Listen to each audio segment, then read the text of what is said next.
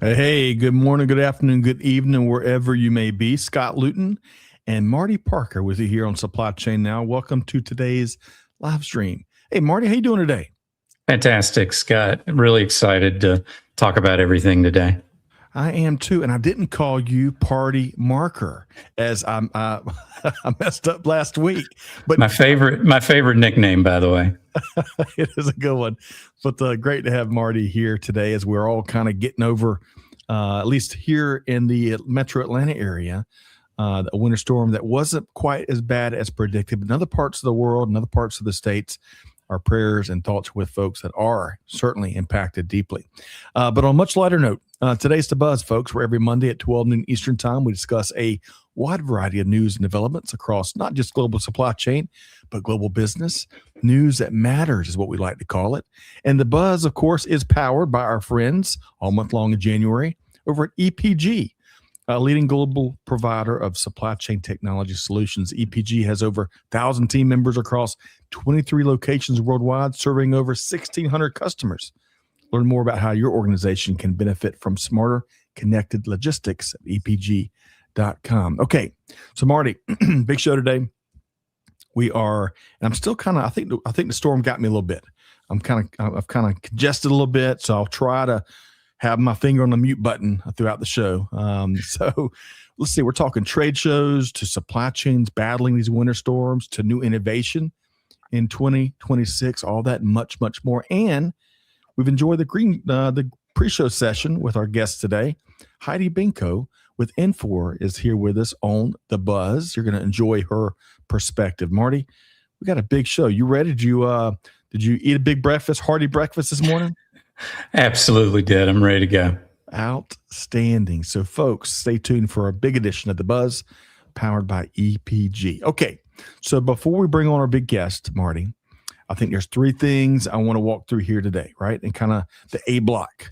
And we're going to start with a little thing we published over the weekend. With that said, it's our almost weekly newsletter. So in this edition, we've got a variety of news, notes, resources like folks have come to expect. But I want to touch on a few things here. First off, look at the average price for new cars sold in the U.S. We're approaching $49,000. Marty, was your first car $49,000?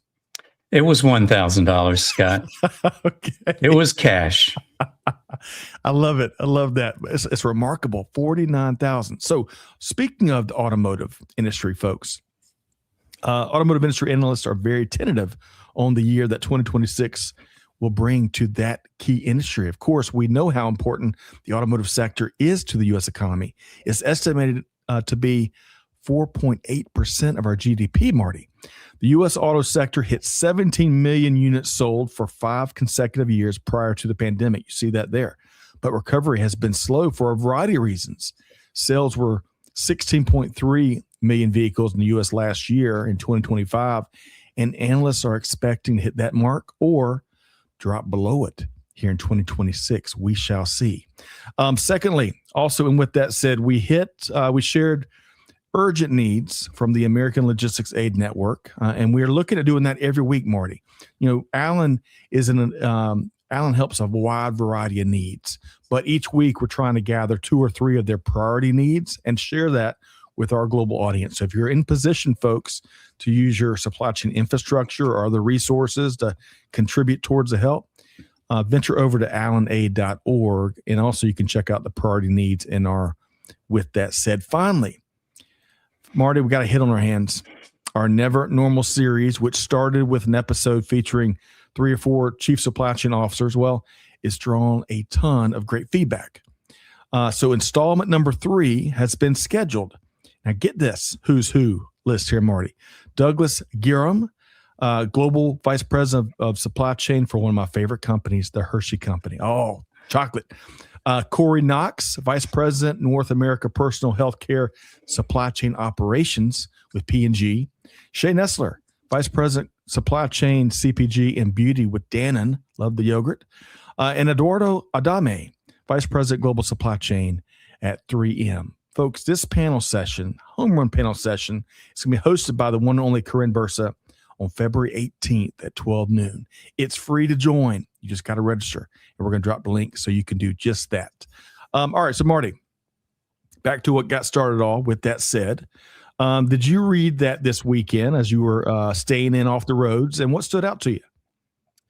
Yeah, so we've been doing digitization for a long time in supply chain, and now with these generative AI bots and the technology around that, we've got people starting to use it to make decisions. I remember reading about forecasting, and often people would take the forecasting reports and only actually use them about half of the time. Right. And so that stood out from a serious, but I want to show you a not so serious that stood out. That's what I'm talking about right there, my friend. That is what I'm talking about. The Bondi 9. Yes. All right. So Marty, we got to bring people into the inside joke there because one of the things we included in this edition with that said were some thoughts I shared last week. And to some long story short, I've worn dress shoes as I go to trade shows, and I'm standing on my feet for, all day long. And I discovered by going after lots of foot pain that orthopedic surgeon said I was getting stress fractures. It wasn't just normal foot pain. So to Marty's point, I switched over. My orthopedic surgeon said, you got to have Hoka's, Hoka's. And he had nothing to gain. I switched over to Hoka's, just like the pair Marty had. And Marty, my feet have never felt better. And that's it's not a paid endorsement, nothing to do with Hoka. It's just what happened to Marty. And I think you're a big Hoka fan too, huh? Yeah, you should have asked your professor fan who is on his feet, on those. Yes. It's carpeted, but it's that really thin stuff. And I had the same problem early on in teaching because I had just been mostly like behind a desk or out in manufacturing locations. So good for you, Scott. Because those foot problems just get worse and worse. So I'm glad you've done that. Well, plus you look awesome and you're like 2 inches taller, my friend. And I could use that. I wish I was 2 feet taller or 2 inches taller as is. All right. So Marty, now that we've kind of put everything out there, so folks, you can find out more about anything we just tackled there via With That Said. And let us know what you think. We'd love to get your feedback. Just like our dear friend T Squared, who hails from the Baltimore area, says nourishment is definitely needed after the hammering we got by the snow. Well, hey, man, T Squared, hopefully y'all didn't get too much and it's not too disruptive up there. But I agree with you. A lot of places did get. And Marty, I think you were talking earlier in the pre-show about friends and family up in Tennessee. I think you saw some big. Yeah, my nephew in Nashville. It's a disaster up there. Oh, it's terrible to hear. Terrible to hear. Well, and Robert, great to see you here via LinkedIn. Let us know where you're tuned in from, Robert. Great to have you back again. And folks, on all of these things, Trisha is dropping links so you're one click away. Trisha shared information on Alan, like we talked about earlier, on the Never Normal series, on the newsletter, on EPG, you name it. We're going to try to make it really easy for folks to track down additional information. Okay, so Marty, I tell you, we've covered the gamut just getting started today. A couple more things. We talked about trade shows, and trade show season is here once again. Great article here from our friends at Easy Post. I think we did 13 trade shows last year, Marty, in terms of being at, covering them, participating. And I'm still tired, but I love them. I love trade shows, and I'd hit them all if I could. And if I had 27 pairs of Hokas maybe. But check out, folks, this Easy Post guide for some of the best logistics trade shows and conferences coming up this year. They share information on RELA and Manifest Vegas, Shop Talk, Modex, Parcel Forum, many, many others, and they've got a helpful calendar. And my hunch, Marty, is that folks are going to learn at least one trade show that wasn't on your radar. I learned a new one, maybe a couple new ones. So I want to ask you, we're dropping that link to the article right there in the chat. But Marty, what has been one of your favorite trade shows out there in the market that you've enjoyed over the years? Yeah, it's Modex because it's here in Atlanta, and I take my students to it, and you see all of the latest and greatest technologies. You see, just fantastic leaders in the space. But being a professor, it's hard to get around the world. My old career I did, but I love Modex. I love taking the students. I do too. And you know what? One of the best parts, besides they're going to be having, they're projecting almost 40,000 people to Modex this year, right? But it's free to attend, folks. It's not free to exhibit and stuff. There's great opportunities to do that. Although I think all the exhibit floor space is sold out, but it's free to attend. And a great event like that, you get out, gather market intel, network, sit in on some sessions. It is not to be missed. So best practice is prepare because it's overwhelming. Yes. And make sure you've got sort of your map set up and know who you want to talk to and when you want to talk to them. Otherwise, you'll just get overwhelmed quickly. Oh, gosh, Marty, you are right. You are right. But speaking of being prepared, which is a great rule of thumb Marty just shared, go check out their article. They've got lots and lots of events to put on your radar, including information on target events. And if you're joining us at Manifest, we'll be there in a couple weeks. You can come meet Lori and the Innovative Easy Post team at booth 777 in Vegas. Marty, that is a great booth number for Las Vegas, huh? Absolutely. We were talking about predictive markets earlier, and so that seems like the jackpot right there. That's right. So Lori, Kevin, Easy Post team, folks, buy a lottery ticket with a booth number like that in Vegas. Okay, one more thing before we bring on our outstanding guest here today. First off, Robert, tuned in from South Africa, that beautiful country. I've enjoyed going to Cape Town a couple of times. Let us know what part. We got one more question for you, Robert. What part of South Africa are you in? We love to connect the dots there. Gino Pledger, the pride of North Alabama. Great to see you today, my friend.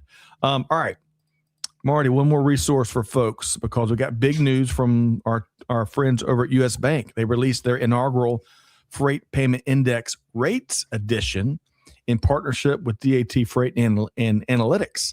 They released that on Tuesday, January 6th. Now, as we do with the quarterly U.S. Bank Freight Payment Index, we enjoyed a terrific live stream where we reviewed the rates edition data with Bobby Holland from U.S. Bank and Dr. Chris Kaplis with DAT. He's a Hall of Famer, I hear. Bona fide Hall of Famer. The podcast replay of that discussion will publish January 28th. So that's this week, Wednesday this week. So look for that. But in addition, U.S. Bank will release its Freight Payment Index for Q4 2025 on Tuesday, February 3rd. And it's going to be really interesting, first off, to see how the freight market performs, some key takeaways there from the last 3 months of 2025. But we're going to be discussing all the data, all the stuff, all the market moves and shifts, you name it, via live stream on Thursday, February 12th at 12 noon Eastern time.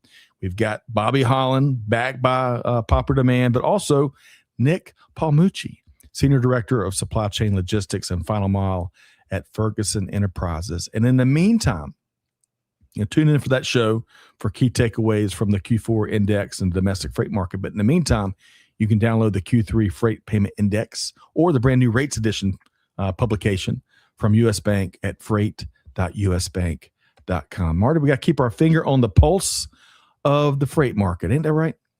Yeah, absolutely. So I'm delighted. So now that we've got all our homework done, right, we shared some resources with folks. We've got a great guest, friend of the show, joining us here on The Buzz today.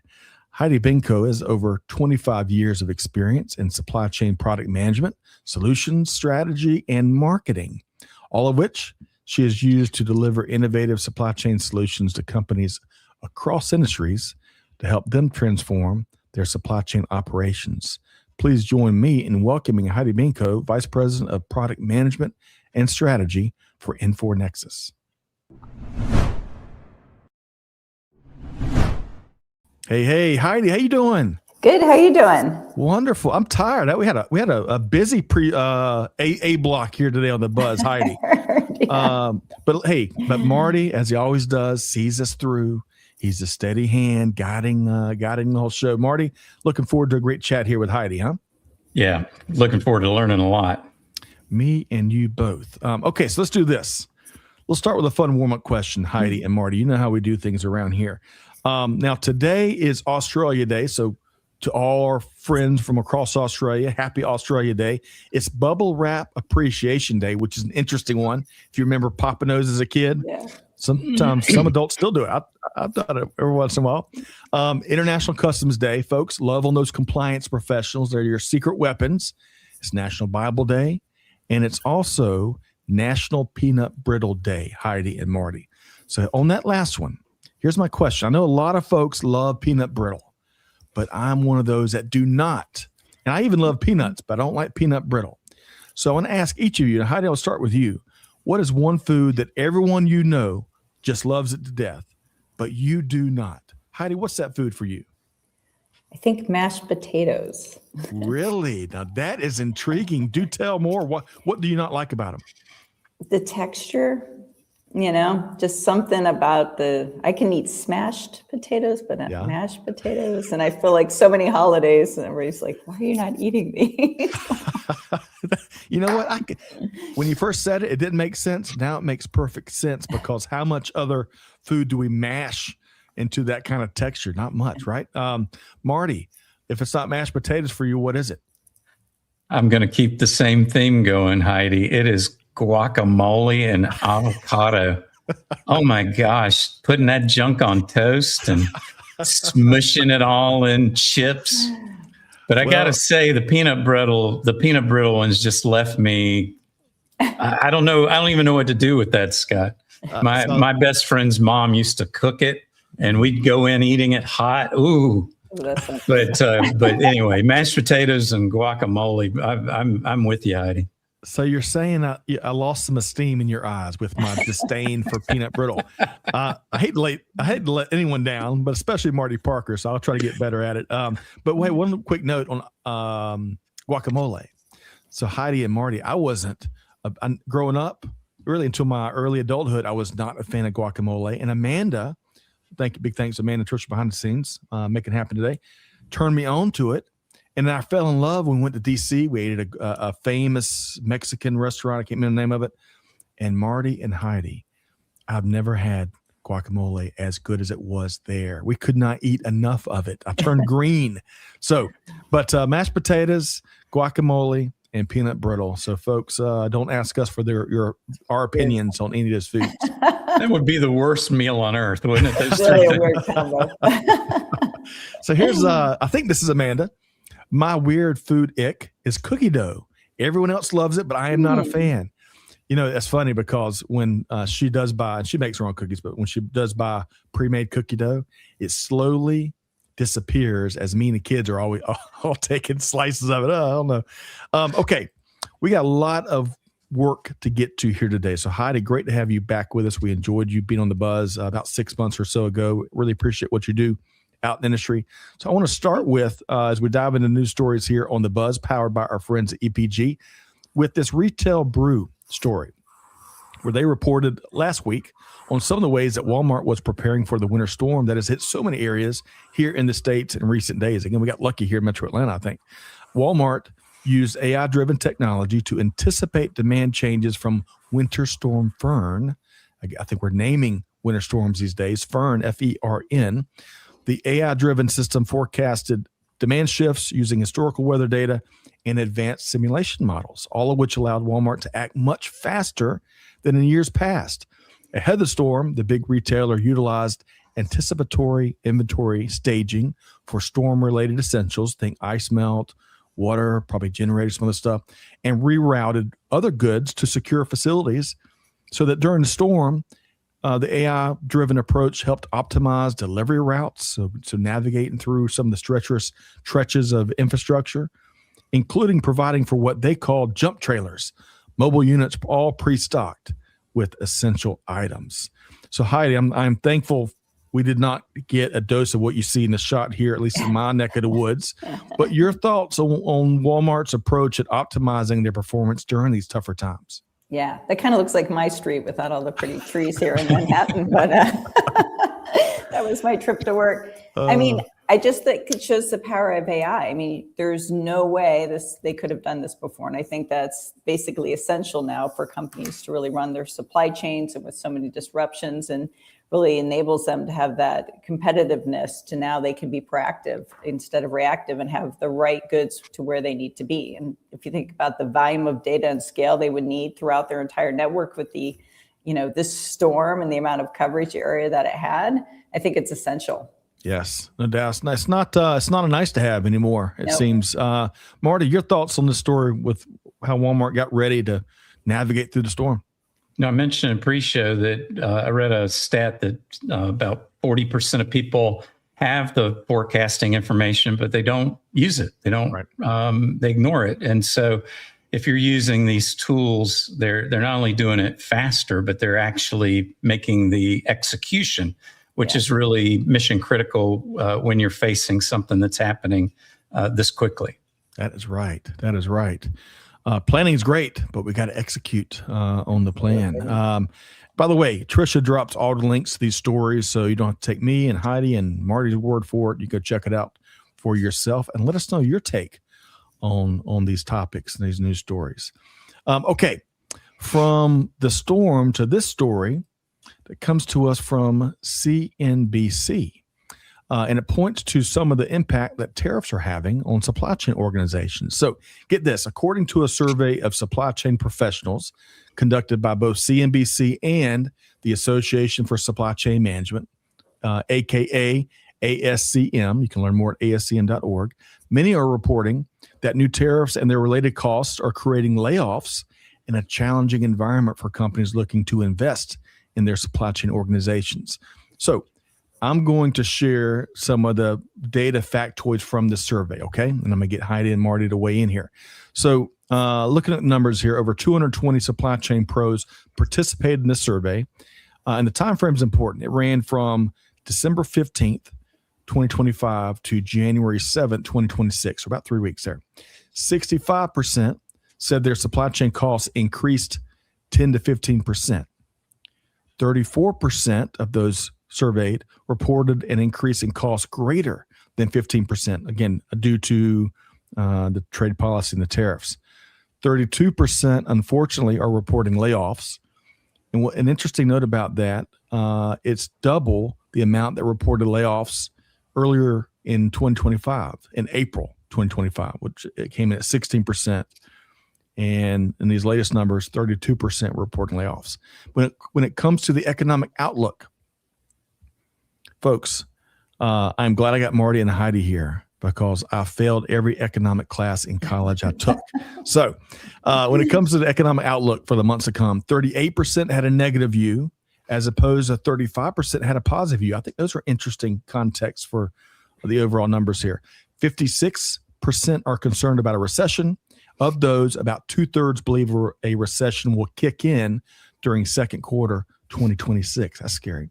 Finally, a lot of concerns that even if the Supreme Court rules against the White House on the tariff issue, the potential refunds, talk about a headache and a massive tidal wave of work, the potential refunds, a lot of concerns, won't make their organizations whole. So that is a lot there to digest and share. But Heidi, when you see surveys like that and see some of the findings, what are your thoughts? I mean, the past year has been so much about the uncertainty with everything in the tariffs and the planning. So even just like we're talking about, Supreme Court may reverse the tariffs. Well, how do you plan for that? You have to plan if they do and if they don't, right? The cost impact of tariffs, and even just some of the things that the article was talking about that I don't think everybody always thinks about with international trade. It's not just the tariffs themselves, but, for companies managing customs and like the customs bond, there's a lot of underlying costs in that. So to offset costs, companies often go for headcount, and it's that immediate cost implication and not really being able to think about planning for more future to look at the various scenarios, which companies need to factor in all these different costs into planning that. The planning processes and the crystal ball aspect of that is just gotten more and more challenging. And to a perfect example there, Marty, I want to get your take here too. But a perfect example is last week, the White House rolled out 10% tariffs, right? Just to take them back off less than 24 hours later. You can't win for losing sometimes. No. Marty, your thoughts on this survey data related to the impact they're having? You may not remember this skit, but SNL's Debbie Downer skit. Your manufacturing chart is a downer. The freight cost is a downer. This is a downer.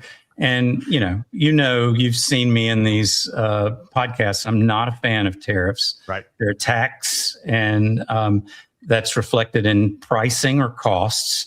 And on the cost side, companies need to make money. And I've seen manufacturing jobs going down, not going up. Today or yesterday, 100% tariff announced on Canada if it allows Chinese EVs in. I mean, it doesn't stop. Right. And it has to stop because we're bleeding jobs as a result of it. And we'll continue to, just like that horrible Debbie Downer SNL skit. Marty, first off, on a lighter note, to your point, you and Gino Pledger both say, Gino says, full of good news, Scott, full of good news. So, all right, I'll try to not be Debbie Downer throughout the rest. But to your point, and kidding aside, I think we've all mentioned uncertainty. And gosh, if anything, I'm not sure if anything else out in the marketplace is creating more uncertainty than our trade policy. And it's almost a minute by minute update. And as we all know, business owners and leaders, they like to know what's coming as much as they can, right? To make investments and educated bets and stuff. And it's really, in my opinion, a very challenging environment to do just that. A couple of quick comments here. And so again, going back to what we're using to discuss this is a great joint survey between CNBC and ASCM. So folks, check out the link. Tricia dropped it right there in the chat, right? And then, hey, Jennifer Clark, follow us at ASCM. Thanks for the mention, Scott. Hey, you bet, Jennifer. Appreciate the work y'all are doing. And y'all can go check out ASCM at ascm.org. A couple of comments here. I think it's going to cut anybody off. And let me know who this user is, Amanda and Tricia. They say AI has done one thing. Everything that is digital could be replaced by AI, like predictions about weather and customer demand in correlation to multiple factors. I believe that part of the supply chain is replaceable by AI, but the decision-making is still with us, the humans. I love that. Excellent point there. Big Show Bob Bova says unpredictability breeds fear. Without a stated strategy regarding tariffs, it becomes impossible to plan properly. Laying off folks and then rehiring is the easiest strategy and quickest to this knee-jerk diplomacy. Well said, Bob, and great to see you here today. This was Rowett. Rowett had shared the comment about the decision-making is still with us. Good to have you here, Rowett. Okay. And we're going to try to hit some more of these comments. Y'all stick with me. We got a little more to get to here today with Heidi and Marty here on The Buzz. And next up, we're going to tackle this story from Supply Chain Dive in kind of two ways. First, I want to share, because the article looks at some of the major manufacturing projects being built out across the country right now or soon to come. Now, here's my obligatory disclaimer, folks. Just because there's a press release with a big number followed by lots and lots of zeros doesn't mean it's going to 100% come to fruition, right? So just keep that in mind, a grain of salt until you see products rolling off the production line. But anyway, the article talks about how overall manufacturing construction spending has actually gone down after peaking in 2024. But there's still a ton of current factories that are supposed to be breaking ground soon. Here's a couple of these, Heidi and Marty. Micron is investing $200 billion to make memory chips in Idaho, New York, and Virginia. Samsung Electronics is committed to investing $17 billion to make semiconductors in Texas. Stellantis is investing $13 billion to make vehicles in Illinois, Indiana, Michigan, and Ohio. Lilly is investing $27 billion to make pharmaceuticals in Alabama, Texas, and Virginia. So there's a smattering of projects. But here's where I want to get Heidi and Marty to weigh in. Getting folks to run those plants is going to be challenging. Many point to workforce challenges as one of the manufacturing industry's top priorities. To that end, we just enjoyed, folks, a great edition of our webinar series called The Bridge, which focused on the manufacturing workforce.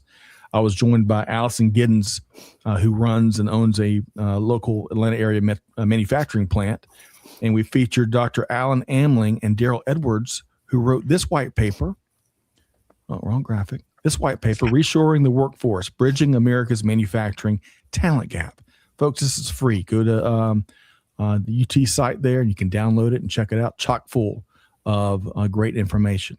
So we can't unpack all of that, but here's a couple key findings from the research, Heidi and Marty. There's a tremendous gap when it comes to supply chain management knowledge, especially for companies that have not reshored production when you need it. There's a shortage of data analytics skill sets. That doesn't probably surprise many folks. But on the soft skill side, leadership and communication were both cited as big needs, especially for companies that have reshored production. So check out, we're going to drop a link to that webinar. But Heidi, y'all work with a ton of folks across industries, but what are you seeing as it relates to workforce or other challenges from some of your manufacturing customers? It's definitely one of the top issues and top of mind for them, right? And it has been for a couple of years, and it certainly, seems to be even more of a focus given many things. One, we were just talking about, there's also been in some companies the layoffs, right? Just now you have to rehire. With bringing all the manufacturing back, it's the right skill sets. It's, I think what was interesting about the University of Tennessee paper was the things like supply chain management, the soft skills on communication, leadership, and things like that. So you have to upskill your workforce. You also have to bring in those, skill sets that we really haven't been training for the last few years. So everyone's been concerned for years, and the concern just seems to be accelerating and growing. And now companies if they're going to reshore, have to really rethink their whole supply chain practice in addition to what the right skill sets are. Heidi, well said. And we're all have been waiting and watching for the manufacturing renaissance. Well, if we've got trade policy we can't count on, and we got big workforce challenges, that's going to further exacerbate the challenge of finding and hiring great talent. We need to solve those things. Marty, your thoughts when it comes to the manufacturing workforce? So I thought the paper also was terrific. And, our economy is 80% services and 20% making things. Right. And it's been that way for quite a while. And so just flipping on a dime is just impossible, right? If you look at education systems and all of that. But the sad reality is so many Americans don't want to drive trucks, work in manufacturing plants, work in warehouses. And the stark reality, if you look at manufacturing plants these days, they're highly automated. And you need engineers, you need people with data analytics skills. And the other thing we're doing is this nonsense with H-1B visas, and we're taking engineers that are here, that are coming here, and we're getting rid of them. So it's Debbie Downer yet again, but it's a mismatch that you just can't do that in a year. It's going to take many years to fill the pipeline. Well said. No shortage of challenges and developments when it comes to factors that impact our really the broader workforce, not just manufacturing, but the broader workforce. Let's see here. A couple quick comments. Gino, that's right. Data centers. We got to keep our eye on data centers. They're fast and furious build outs. And one interesting thing, actually two quick interesting things related to data centers I saw over the weekend. Number one is that there is a shift in certain part of the country with a power provider that supplies 13 states, and they're having a hard time meeting massive electricity growth. Well, regulators and government is looking to shift the burden for the construction of a bigger infrastructure to tech companies. That's an interesting thing. I'm not sure right and wrong, but it's very interesting. And then number two, Heidi and Marty, we're talking coffee pre-show, Heidi. I was reading a couple weeks ago that data centers to get over the PR hurdle that in some circles they have, they're looking at building like coffee bars and gathering places to make them more multifunctional other than just, for, serving its main purpose. Heidi, I find that fascinating. Would you want to meet for a cup of coffee at our local data center? I mean, is it exceptional coffee?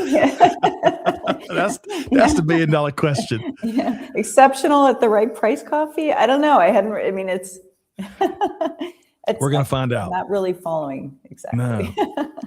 And Marty, your quick thoughts with data centers are popping up left, right. Georgia's, of course, is a big target for data centers. Your thoughts there, Marty?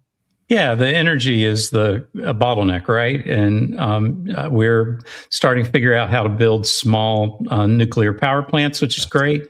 I hate that we ceded production of solar and all those things to China. We've we've basically given them windmills and solar panels and all of that, which I think was a big mistake. But we've got to figure that out. And onerous regulations certainly have kept us from building the nuclear power plants we've not built. So I think that part of it's definitely going to help. Yes. And make no mistake about it. All of us enjoy products powered by electricity, whether you're in supply chain or you're in a different industry and you enjoy scrolling on your phone or powerful apps at home. And we're going to have to solve the infrastructure challenge, and not just in the States, but around the world. So we'll see what innovation comes out of this, because we love the AI that data centers power and all the innovation that brings. Let's see here. Rohit again. I'm going to share this comment. This might be a long one, so I'm just going to read this. He's on a roll here.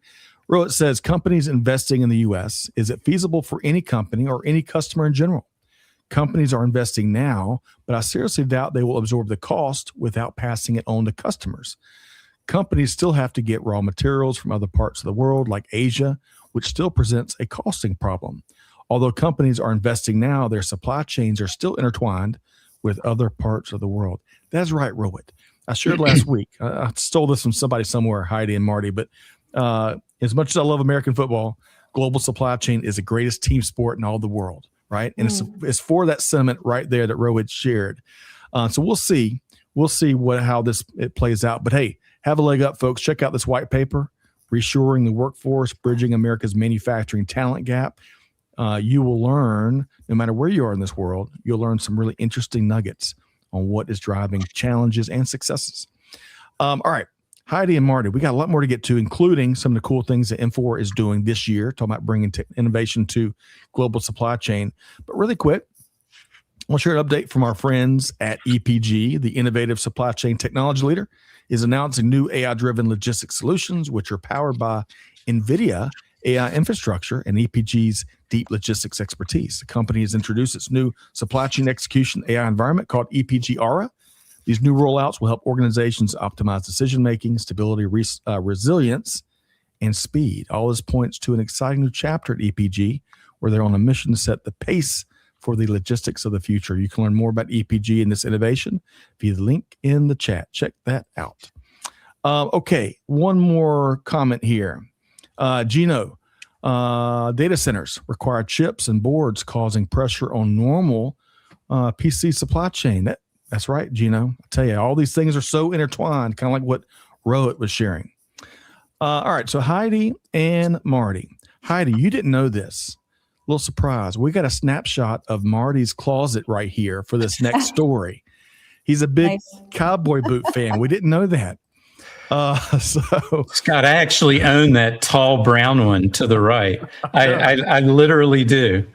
I like it. I love it. All right. So up next, Anna Friedlander from Infor, Heidi's colleague, wrote an interesting blog article recently, focused on a few key takeaways from NRF 2026. That's right, the big show. In particular, how technology is shaping the next era of apparel, footwear, and retail leadership. Here's a few key takeaways that I gathered from the blog, and we're going to get Heidi and Marty to weigh in too. First, intelligent tech is now central, with Gen AI transforming planning, design, supply chain, finance, and merchandising into a dynamic, predictive, automated series of workflows. Agentic AI, if you've heard that 1,000 times to begin with this year, get ready. You're going to hear for it for 1,000 times a day through the rest of the year. Agentic AI continues to emerge, enabling proactive actions like automated replenishment and risk flagging across the enterprise. Unified data, the power of unity, and process intelligence are foundational, linking product demand, supply, and financial systems to reduce that pesky friction and improve decision quality. Automation at scale, from robotics to digital shelves to real shelves, plus end-to-end visibility, is shaping a more resilient, responsive retail operating model. So, Heidi, I thought your colleague Anna did a really nice job on this blog piece. There's 1,000 things always that the big show brings each year. Your thoughts, Heidi? Yeah, I mean, it's AI and intelligence being the theme, and we're seeing it. Like, we started the call today talking about Walmart and leveraging it, and not just in, the predictive forecasting, but actually on the execution side. And, I think when we talked last year, everything was starting to switch from just generative to agentic AI. And we're seeing that come more into play, like actually finding the use cases, and companies are getting value from the various use cases. And I think some of the other things that it calls out specifically are, key enablers of truly, kind of transforming your supply chain and decision-making are things like single platforms, right? Because to really align planning with an execution to make the best decisions for the business, you do have to align the information and supply, demand, and finance, and have access to that on one platform. And the other thing I think it called out that was great was, process mining and process intelligence. So a lot of companies are getting to the point they're digitizing their supply chains, but really leveraging intelligence to really understand all those workflows and those interconnected workflows where there's bottlenecks and opportunities is really a way to help optimize those further.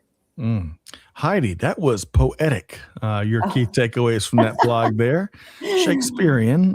Marty, your thoughts related to this great blog, some key takeaways from NRF. Yeah, I can't add to that. Oh, you're exactly right. But I took students to the NRF student program, and I jokingly now in class say every time I mention AI or generative AI, we have to put $1 in a jar.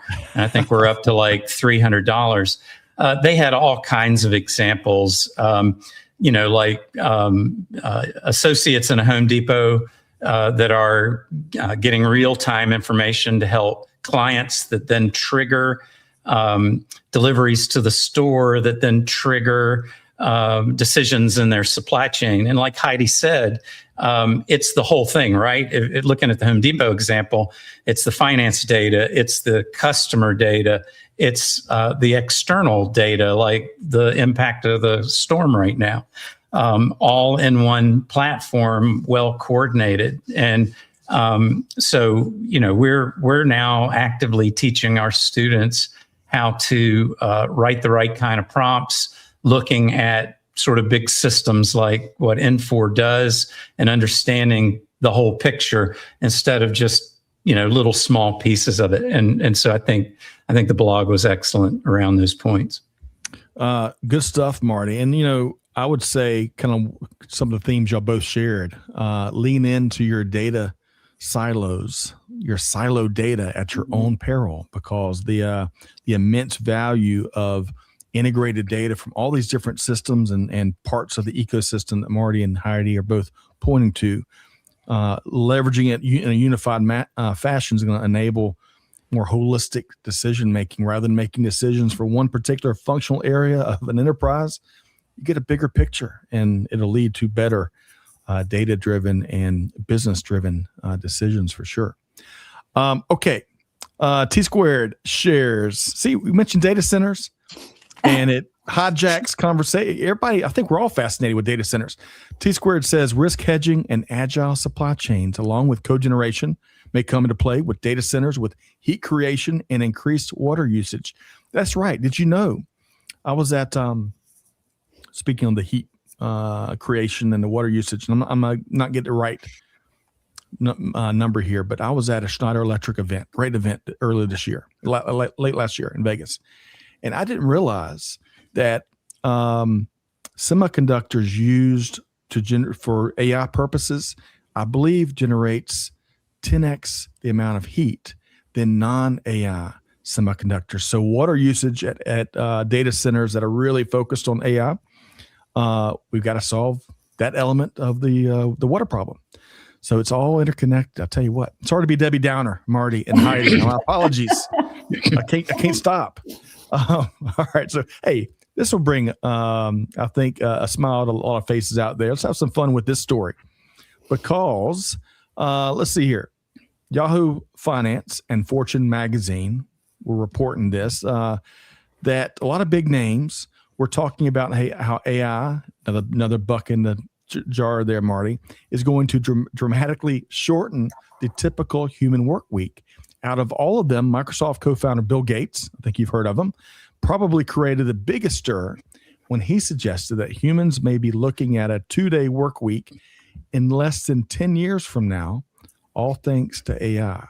Now, before I ask Heidi how she plans on spending all that extra time, I want to just share for a few folks that may not know, that image is actually a time clock.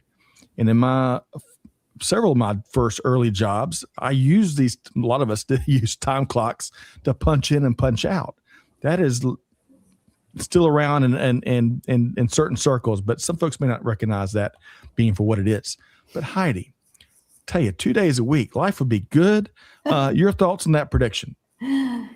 I think right now folks are looking for AI to make a reasonable work week. Right. I don't know about you, but with technology in the last few years, everyone I know, and you hear about burnout, is, the 40-hour work week. I don't even know what, 80 hours, whatever, you're always on all the time. So I see AI changing the nature of work, right? And, as we talked about, freeing up people for more strategic tasks, more intelligent decision-making. But, 2 days seems like a stretch. Plus, companies and the way they function and, how you look at work, cost, et cetera. I don't know, 2 days. 4. I thought the 4. I'm like, I could maybe go for the 4, do the 4-10-day or whatever. Yeah, I'm with you. I think we may be on Mars before we hit a 2-day work week in terms of what AI delivers, but who knows? I could be wrong, but I like your thought about a reasonable work week. Marty, your thoughts, 2 days in less than 10 years? You see it happening? No, but I'm a student of history, and we used to have 7-day work weeks. And then we went to 6, and companies lost their minds. We can't have people only working 6 days. Wow. And then we went to 5 days, and it was the same thing. So I do fully expect 4 days. And there's a lot of movement around that. There are a lot of organizations pushing that. And, and if generative AI does, along with robotics, along with camera technology, along with IoT, along with all that stuff, really does change things as fast as it seems like it's changing right now, then I think a 4-day work week's inevitable. And I think companies will whine and cry about it like they always do, and they have for over 100 years. But I think it's going to be reality. You also have all of us baby boomers retiring, and we are very affluent. And so, if a lot of us are working a lot longer, if we can get our butts out of there and spending all the money we got, that's good for the economy. So, that's a lot of stuff, but we went from 7 to 6 to 5. I think we'll go to 4. I don't think we'll go to 2 that fast. Interesting, Marty. You and Heidi, both in your perspective. I have no idea. I think 2 in less than 10 years certainly sounds strange. And I tell you, some of us wouldn't know what to do with ourselves if we didn't work, 5 days a week or 6 days a week. I'm one of those. But I mentioned Mars earlier. I got to put this, because you talked about history, Marty. Folks, if this isn't on your radar, the Artemis campaign has started, right? Artemis 2, the second mission, is going to send humans around the moon orbit for the first time in 50 years. But what's interesting about that, and maybe a supply chain analogy, Heidi and Marty, is we had to unlearn our space program and then relearn his history, right? Just to do something that humanity did do 50 years ago. And I find that to be fascinating. I wonder what else we need to unlearn and relearn in global supply chain that could help us see new feats. Because while Artemis 2 is going to circle the moon, come back, I believe the whole aim of this campaign is to have humanity's first permanent base on the moon. It's exciting times. So folks, that's supposed to launch as early as February 6th. So be checking it out. All right. Speaking of things we got to check out, Heidi, we got to throw a party. We've got to congratulate you and the Infor team for being recognized as a leader in the IDC MarketScape for global trade management for retailers and importers for 2025 and 2026. So I hope I get my invite to the pizza party. But beyond that, Heidi, give us a sneak peek of some innovations that you and the Infor team will be bringing to global supply chain here later this year. Yeah, and we were very excited to be a leader because and the way IDC covered the report, global trade is so many things, and obviously companies really need to, if you look at all the variability, uncertainty, disruption, and everything going on in global supply chains today, global trade technology is really critical for that. Yes. And I love the report because it looked at it holistically, everything from logistics to various aspects of compliance and even the finance aspect. So like we were talking about earlier with intelligence and bringing things together, you have to bring together supply, demand, finance, logistics all together. So that's, where I think global trade and bringing all this technology comes into play. So, 2026, some of the things that we even talked about, really continuing on with agentic and continuing on with AI and, getting first that data foundation and platform and good data. So we're also doing a lot more on putting, more data quality intelligence to help our customers make sure their data is good and getting all the data in from their various partners in supply chain, and then working on both the various use cases when we were talking about silos within the various business areas, but making sure they can connect on the data more broadly as well to make cross decisions in supply chain. I like it. Blessed be the ties that bind, because we got a lot of data. We got to build bridges around, kind of to your point. And Marty, we're not getting any less data. We're going to the opposite. All of it isn't. I may be getting my wires crossed. You got data and you got information. Just because you got a tidal wave of data doesn't mean you need everything. It's like the math problems from 5th grade. 2 trains leave Chicago. Y'all remember those word problems, right? You didn't need every fact in the word problem. You only needed a couple. Well, we've got similar challenges today. Marty, your thoughts when you heard some of the innovation, some of the cool things they're working on at Infor? So I'm not going to be a Debbie Downer this time. I'm very positive about how, we're taking this sort of siloed information that we really didn't have the tools to deal with, these sort of connected networks of, our vendors, our suppliers, our customers, ourselves, our other partners, like say even government entities, things like that, and bring it all together. And whole industries, I think, are going to come out of this, where we have opportunities that we just don't see today. And I'm going to tell you one you're not going to read about, but I've been thinking about early in my career as a chemical engineer, did a lot of work on reverse osmosis and the idea of desalinization plants, places like Israel that, desalinate seawater. Texas is out of water, Arizona's out of water. We're going to really build data centers there. I think we're going to have a huge, desalinization opportunity. Just as an example, many nuclear plants. It just goes on and on.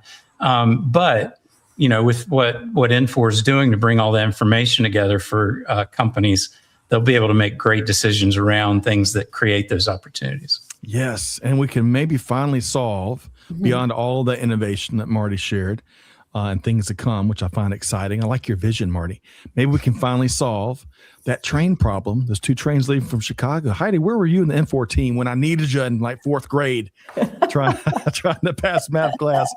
But kidding aside, Heidi, congrats on y'all's continued success. We've enjoyed having you on and getting you to share your expertise over the years. So great to have you back here today. We're going to make sure, folks, you know how to connect with Heidi Benko and Marty Parker in just a minute. And you can also learn more about the big news we just released there, the celebration, via the link that Tricia just dropped in the chat. Okay. So, folks, if you like sessions like this, right? If you like sessions like this, we're in a live format, right? There's nowhere to hide. In a live format, we got Heidi and Marty sharing some really cool things, expertise, perspective. Well, I got good news, because over our new site, that's right, supplychainnow.com, brand new. Well, still brand new. I don't know how long you can say brand new. I think we're about 4 months into a new site. We've got all of our upcoming live programming right there on that tab on the site. And in something I'm particularly proud of, the new resource hub. You're going to find all kinds of written interviews, blogs, and white papers, such as my interviews at events like Gartner Supply Chain Planning Summit, like the one that I just shared with the one and only Rob Haddock. Check that out, folks. We're trying to continue our mission, not to Mars, not even to the moon, but for informing supply chain professionals out there, informing, educating, putting things on your radar, and also offering some proven expertise for navigating more successfully these crazy, disruptive times that we're all living through together. All right. I want to say this is still Rowett. Thank you so much here. I think Rowett says the last time I joined the podcast 3 years ago, I have to say, Scott, you still bring the same energy. Keep it going. I'll be a regular from now on. Hey, that makes our day. Makes my day. Nice. Thank you so much. I appreciate you being here. All right. So let's do this. Heidi, I bet you've got no shortage of trade shows you'll be speaking at and being at and meeting people and probably sharing some of the cool things you're doing. But how can folks track you down, Heidi? Yep. So definitely LinkedIn. Find me on LinkedIn. You can also reach out my email directly, heidi.benko@infor.com. But yeah, and you mentioned trade shows. Be at Manifest in a few weeks. Outstanding. That'd be the next one, I think. All right. We're going to see you there. I tell you, Manifest has grown left and right over the last few years. And we're dropping Heidi's LinkedIn. We'll try to make it really easy. Trisha is on the money here today. So we got Heidi's LinkedIn right there. Marty, you got 1,000 things going on. I think you're like the rest of us, not slowing down a single minute. Where can folks, besides Modex, how can folks get in touch with you, Marty? I think the easiest thing also, I'm a top voice on LinkedIn. Follow me, connect with me. I love talking about the leadership challenges and supply chain challenges we're tackling, and that's the easiest way to connect. Now, folks, you got to, because he is when he says top voice, he is a legit top voice. Like only a handful of people around the world earn this. And what you're not going to want to miss, and Heidi, I'm not sure if you've seen this, but Marty cranks out videos. So many of us learn the best via video. Some are audio, some are other. But you see Marty talk about leadership and supply chain, many other topics. So folks, go check that out. And every once in a while, you'll see him battling the Christmas tree. Marty captured some of his post holiday chores. Working on the reverse logistics there. Very good. All right, folks.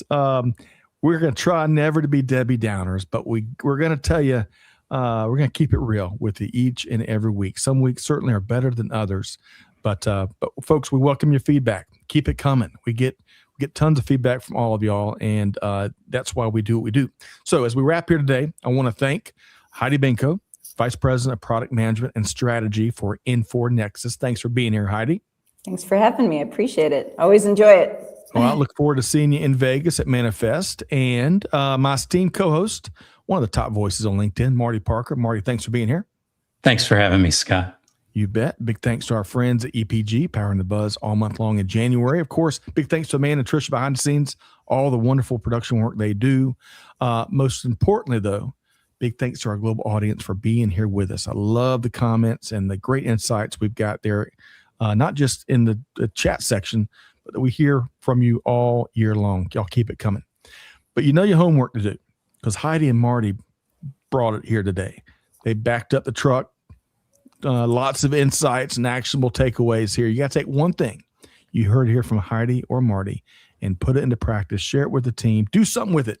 Deeds, not words, is how we're going to continue transforming global supply chain, leaving no one behind. So with all that said, on behalf of the entire Supply Chain Now team, Scott Luton challenge you, do good, give forward, be the change that's needed. We'll see you next time right back here on Supply Chain Now. Thanks, everybody.